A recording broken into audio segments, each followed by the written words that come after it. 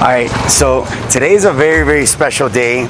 I'm super, super excited to be here. I'm here with Chef Yurani. O sea, like this place is called Casa Matilde, and it's food from the coast. Again, I'm super close. My dad is from the coast, so this food, when I was looking at the menu, it brought me nostalgia of back home. I'm here in Colombia. My parents are over there. I grew up eating all this food, so to me, this is very, very close to my heart. And I'm here with Chef. Like, this chef is a blessing. Her hands are unbelievable. I've heard so many good things about it. So I'm just super excited to be here, and I can't wait. So let's go eat. ¿Podemos comer ya? Vamos. All right, let's go eat.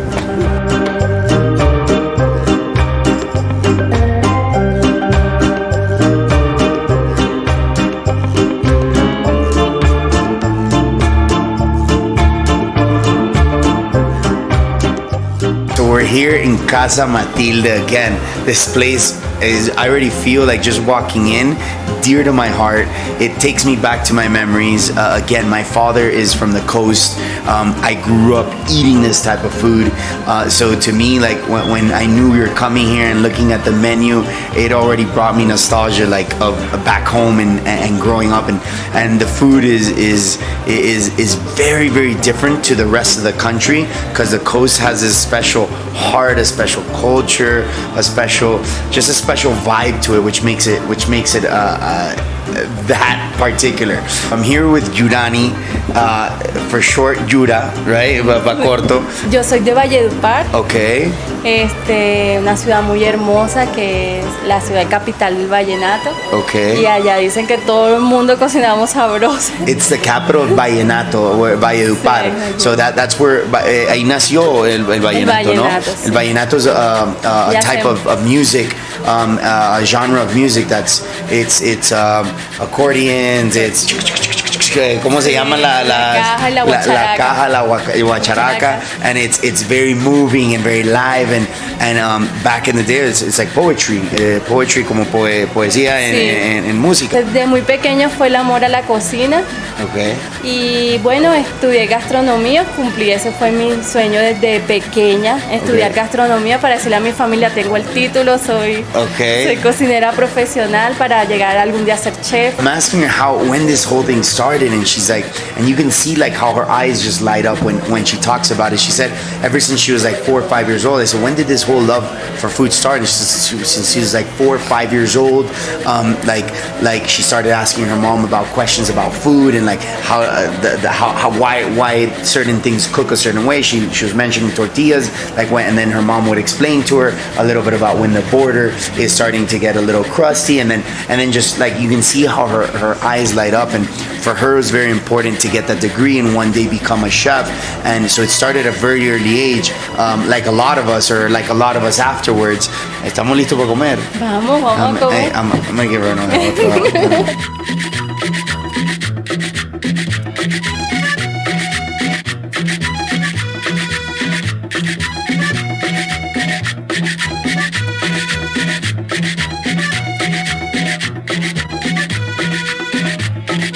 My mouth is salivating. I'm smelling all these amazing smells. I don't even know where to dig in.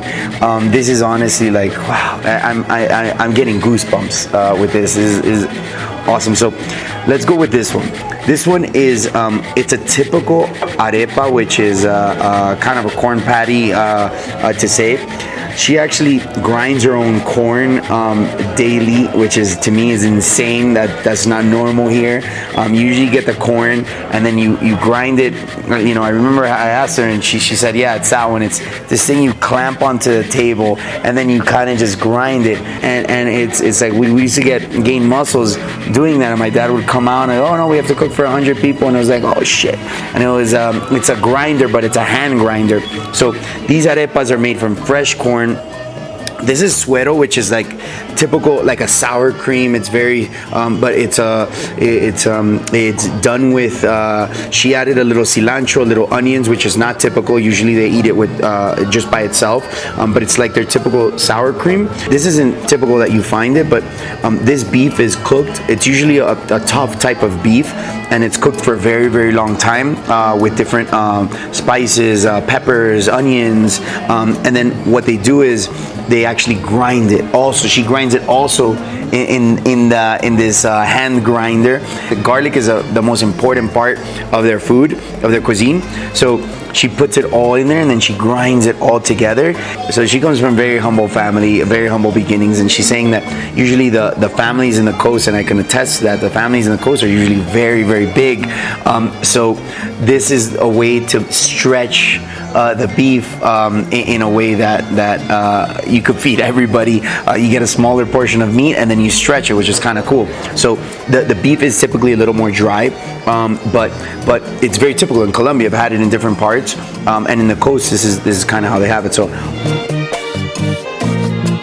we're digging into this. So look at this freaking basket, like with carne mechada. So I'm gonna grab one of these bad boys. So look at this. Look how amazing this looks. I just asked her if like you can taste that nothing's canned. It's not canned tomatoes, not canned. You know, in the U.S. you have a lot of that. Here she's like, no, it goes against all my principles. It goes against all my everything I stand for, which is like you taste it in the. So this is ahogado, but it looks, pero se ve como tremendo ahogado. So it's usually tomatoes, onions, and then it's kind of like either rallado, either grated, or it's cut with a knife, and then you just kind of let it.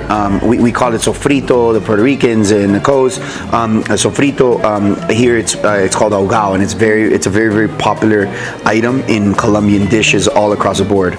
So look at the ahogado.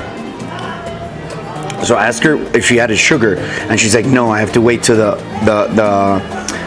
tomato is the right ripeness to get that sweetness from it. So she's like, if it's not like completely red or a little over red, I won't use it. Which, look at this beautiful basket. But I am gonna start probably in. Let's start with the arepa de huevo. This is my absolute favorite. I could probably eat this all day, every day. Arepa de huevo is a corn patty stuffed with egg. Like, how the hell can you beat that? I don't know what it is. I don't know if it's because my dad makes them so much. I don't know if it's because the texture between the egg, the softness, the crunchiness on the outside, the deep fried. Man, this just beats anything.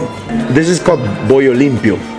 I don't know how to translate that, but it's I have no idea how to translate it. But what it is it's cornmeal, kind of grounded, very similar to the arepa, but they wrap it in hoja de plátano. It's very traditional that they get almost like, let's say a cylinder, and then they wrap it in this plantain leaf, and then they cook it. Al vapor is steamed literally, and then it gets this texture. And then this is very typical because it's more bland to eat it with chicharrón, because chicharrón is very fatty. It's very, look how, see, it's pork belly. So it kind of cleans, and it just, for some reason, this combination is fucking perfect. This is called carimañola. Carimañola is yuca, it's cassava. So it's almost like mashed, but she grinds it in that grinder that I have horror stories about. And then they stuff it. This one's stuffed with beef. See that? And then this one is stuffed with, el otro es de pollo, de queso. Oh man. So one's queso costeño. There you go, you see it. And then the other one's beef.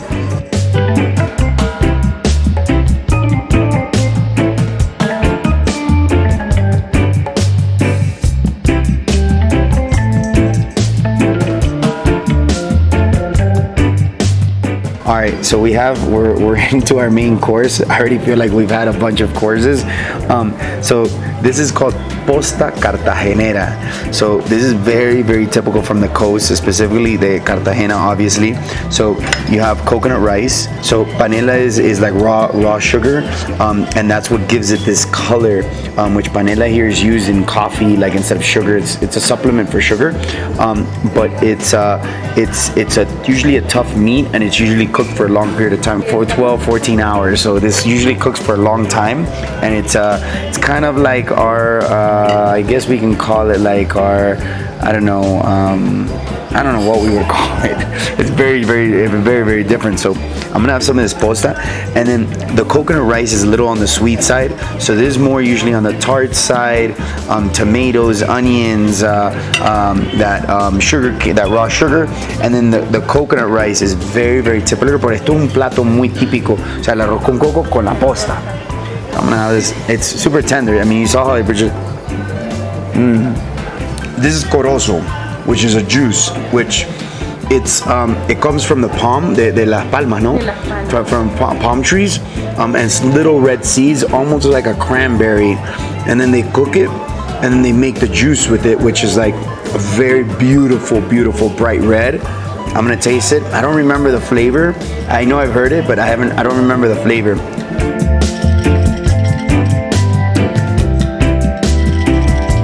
Now this is called arroz apastelado. So apastelado is almost like, because it's kind of wrapped in plantain, in its plantain leaves, because usually a pastel is all completely wrapped. So this one's kind of open, and then it gives a little bit of the flavor, and it's rice with pork.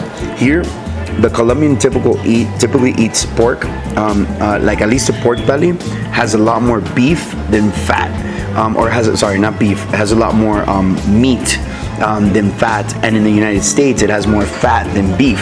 That's why we like our bacon.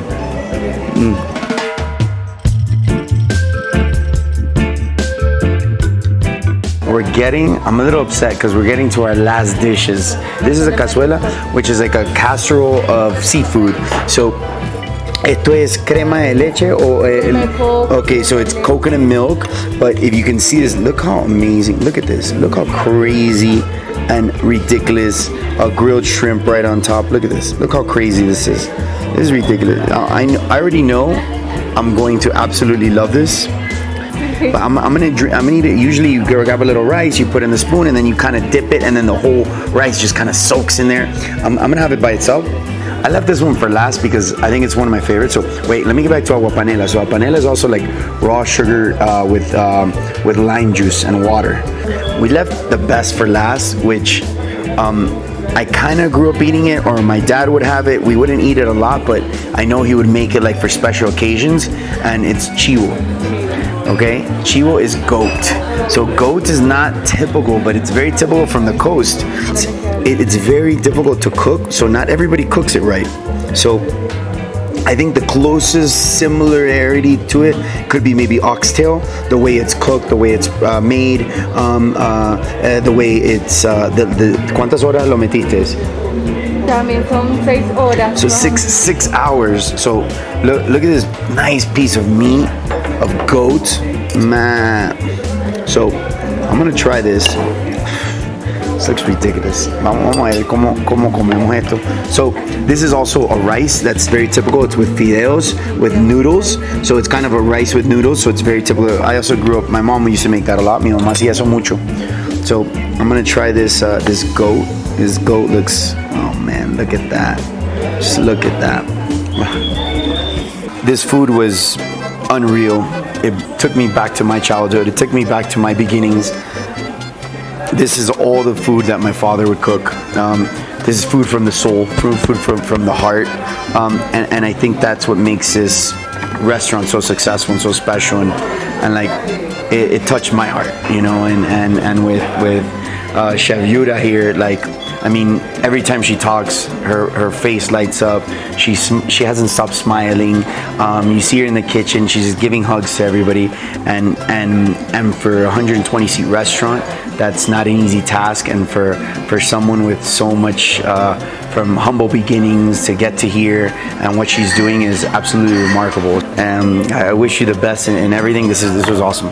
So, I mean, I couldn't have had a better day. And again, till next time, guys. Casa Matilde here in Bogotà. Absolutely amazing food from the coast. I don't even know what to say. So cheers. Thanks. Till next time.